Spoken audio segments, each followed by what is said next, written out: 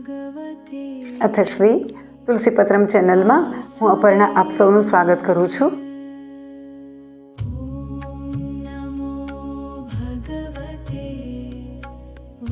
પુરુષોત્તમ માસ મહાત્મય અધ્યાય આગળ બૃહદ નારદીય પુરાણ અંતર્ગત નિહાળીએ.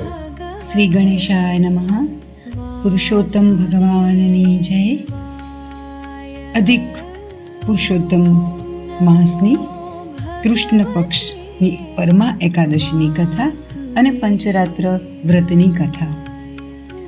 યુધિષ્ઠિર ઉવાચ મલિમ્લુ યસ્ય માસસ્ય કૃષ્ણા કા કથ્યતે વિભુ કિમ નામકો વિધિસ્તસ્યા કથયસ્વ જગતપતે. યુધિષ્ઠિરે પૂછ્યું, હે પ્રભુ, પુરુષોત્તમ માસની કૃષ્ણ 11 કયા નામે કહેવાય છે અને તેની વિધિ કઈ પ્રકારની છે? હે જગતપતિ, આપ તે મને કહો. શ્રી કૃષ્ણ ઉવાચ પરમેતિ સમાખ્યાતા પવિત્રા પાપહારકા ભક્તિ મુક્તિ પ્રદામ નૃણામ સ્ત્રીણામ ચાપી યુધિષ્ઠિર પૂર્વોક્ત વિધિના કાર્ય શુક્લાયા સદૃશે નવે પૂજયત્ય પર્યા ભક્ત્યામ નામના દેવ નરોત્તમમ. અત્ર તે કથયિષ્યામિ કથામેતામ મનોરમામ કાંપિલ્યનગરે જાતામ મુનિનામ અગ્રત શ્રુતામ. શ્રી કૃષ્ણ બોલ્યા, હે યુધિષ્ઠિર, પુરુષોત્તમ માસની કૃષ્ણ 11 પરમા નામે કહેવાય છે. તે પણ પવિત્ર હોઈ પાપને હરનારી તથા પુરુષો અને સ્ત્રીઓને ભોગ અને મોક્ષ આપનારી છે. પ્રથમ જે શુક્લ 11ની વિધિ કહી તેના જેવી જ કૃષ્ણ 11ની વિધિ પણ કરવી અને તે પરમ ભક્તિથી આ દિવસે પુરુષોત્તમ દેવનું પૂજન પણ કરવું. આ કૃષ્ણ 11 સંબંધી પણ એક મનોરંજક કથા કહું છું. તે કાંપિલ્ય નગરમાં બનેલી અને મુનિઓ પાસેથી સાંભળેલી છે. સુમેધા નામનો કોઈ ઉત્તમ ધાર્મિક બ્રાહ્મણ હતો. તેની પત્ની પવિત્રા નામની હતી અને તે પણ પોતાના પતિવ્રત ધર્મમાં પરાયણ રહેતી હતી. તે બ્રાહ્મણ કોઈ કર્મને લીધે ધનધાન્યથી રહિત હતો અને ઘણા લોકો પાસે યાચના કરતો હતો, છતાંય ક્યાંયથી તેને ભિક્ષા મળતી નહીં. વળી તેને તેવું ભોજન, વસ્ત્ર કે આભૂષણ પણ ક્યારેય મળતું નહીં. છતાંય તેની પત્ની રૂપ અને યૌવનની મધુરતાપૂર્વક પોતાના પતિની સેવા કરતી હતી. કોઈ વખત અતિથિને જોઈ તેનો સત્કાર પણ કરતી. તે વખતે ઘરમાં પોતે ભૂખી રહેતી. છતાંય તે બ્રાહ્મણ તો વિશાળ નેત્રોવાળી, સુંદર દાંતવાળી અને પોતાનું શરીર સૂકવી નાખતી પોતાની પત્નીને હંમેશા પ્રફુલ્લ રહેતા મુખકમળવાળી જ જોતો હતો. અને તે સ્ત્રી પણ આપણા ઘરમાં અનાજ નથી એમ પોતાના પતિને ક્યારેય કહેતી નહીં. બ્રાહ્મણ સુમેધા પોતાની પત્નીનું પ્રેમબંધન પોતે વિચારતો ત્યારે પોતાના ભાગ્યની નિંદા કર્યા કરતો. તેણે એક સમયે પ્રિય બોલનારી પોતાની પત્નીને આ પ્રમાણે કહ્યું, હે સુંદરી, હવે મારે શું કરવું? મને ધન મળતું નથી. સારા લોકો પાસે હું યાચના કર્યા કરું છું તો પણ તેઓ મને ધન આપતા નથી. તો હે પવિત્ર સ્ત્રી, તું જ મને કહે હું શું કરું અને ક્યાં જાઉં? ધન વિના ઘરનું કામ સિદ્ધ થતું નથી. માટે તું મને આજ્ઞા આપે એટલે ધન મેળવવા હું પરદેશ જાઉં. કારણ કે જે દેશમાં ભાગ્ય ઉદય પામવાનું હોય એ જ દેશમાં ધન મળે છે. માટે ઉદ્યમ વિના કેવળ ધર્મના આધારે રહેવાથી સિદ્ધિ થતી નથી. કારણ કે વિદ્વાનો સર્વ પ્રકારે શુભ ઉદ્યમની જ પ્રશંસા કરે છે. પતિનું આ વચન સાંભળીને પત્નીના નેત્રોમાં આંસુ ભરાઈ આવ્યા. તે ચતુર સ્ત્રીએ વિનયથી 2 હાથ જોડીને કહ્યું, હું તમારા કરતાં વધુ જાણનારી નથી, છતાં તમે આજ્ઞા કરી છે તેથી હું કહું છું. વળી હિતેચ્છુ માણસોએ સારું કે નરસું હંમેશા કહેવું જ જોઈએ. તે કારણે પણ કહું છું, પૂર્વજન્મમાં જે આપ્યું હોય એ જ પૃથ્વી પર કોઈ પણ માણસને મળે છે. પણ કંઈ જ દાન ન કર્યું હોય તો સોનાના મેરુ પર્વતમાં પણ મેળવાતું નથી. પૂર્વજન્મમાં જે વિદ્યા આપી હોય, પૂર્વજન્મમાં જે ધન આપ્યું હોય, પૂર્વજન્મમાં જે ભૂમિનું દાન કર્યું હોય તે જ આ જન્મમાં મનુષ્યને મળે છે.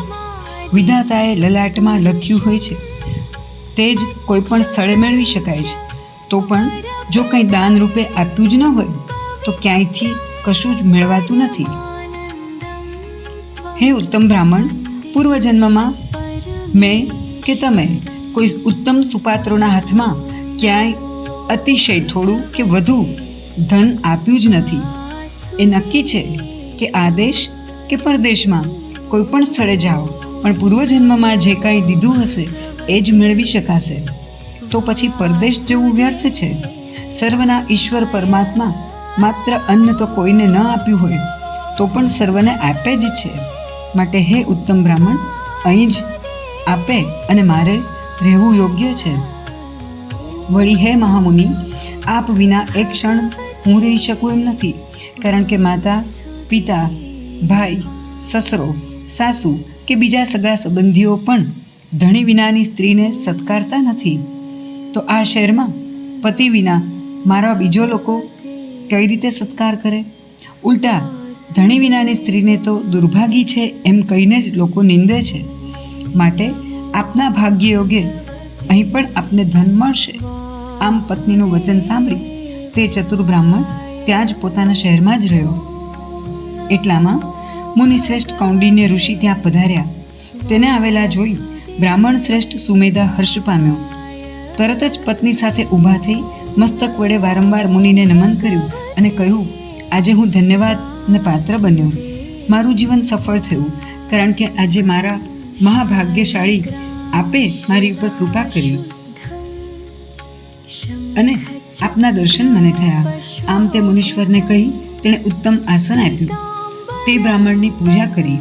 પછી સ્ત્રીઓમાં ઉત્તમ તેની પત્નીએ મુનિને વિધિપૂર્વક ભોજન કરાવી આ પ્રમાણે પૂછ્યું, હે વિદ્વાન મુનિ, કયા પ્રકારે અમારા દારિદ્ર્યનો નાશ થાય?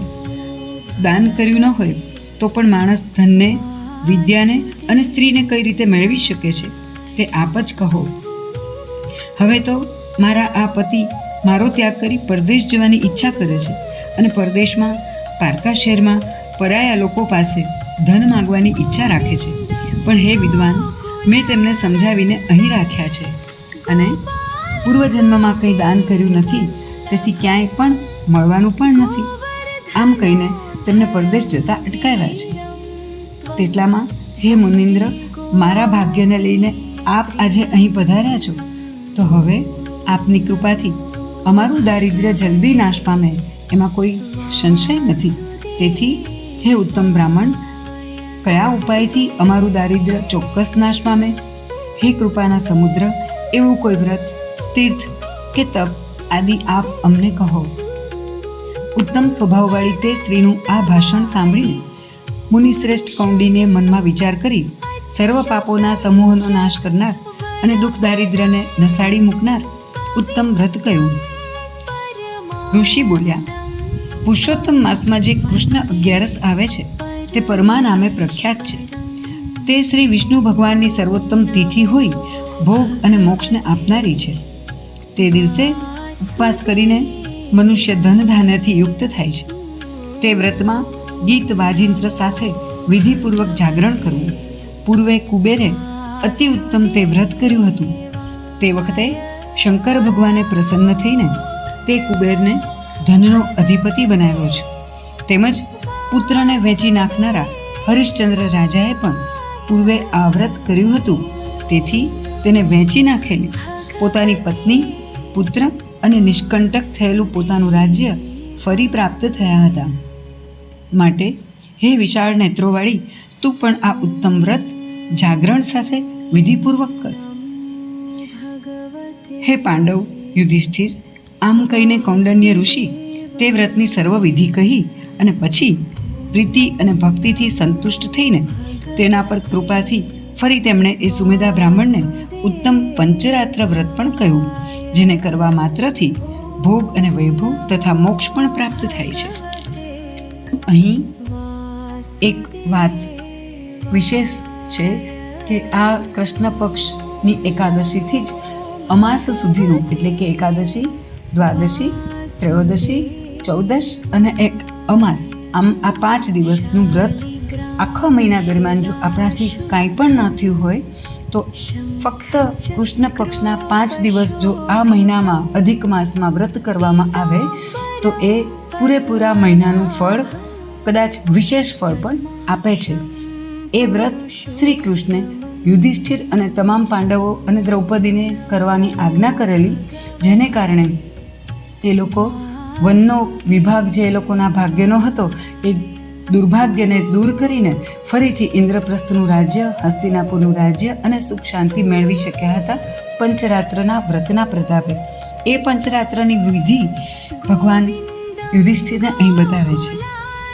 હવે તમને 5 દિવસનું જે પંચરાત્ર આવે છે એ વ્રત જણાવું છું.